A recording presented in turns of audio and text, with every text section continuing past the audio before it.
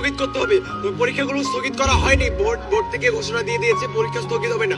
তো আমাদের পরবর্তী দাবি এখন একটাই, মিলন স্যারের পদত্যাগ করতে হবে। পরীক্ষা যদি চলে আপনারা কি তাহলে পরীক্ষা বয়কট করবেন? অবশ্যই পরীক্ষা বয়কট। এখন আমার কথা হচ্ছে, আমার আগামী 10 দিন পরে পরীক্ষা, আমার 23 তারিখে পরীক্ষা। আমি কেন আমি কি কোনো আমার নিজের স্বার্থে এখানে আসছি? আমি দেখছি আমার ভাই বোনেরা, আমার সহপাঠীরা, তারা একাকার অবস্থা হয়ে গেছে বন্যায়। ওই বন্যার মধ্যে পরীক্ষা দিয়ে যাচ্ছে। তারা কেন এই স্থগিত করছে না? তাদের অবস্থা দেখেন। আর কোশ্চেন এত হার্ড করতেছে কেন? একজন আত্মহত্যা করে ফেলেছে, অলরেডি সুইসাইড করে ফেলেছে। গতদিনের ফিজিক্স কোশ্চেনে 2টা ভুল ছিল।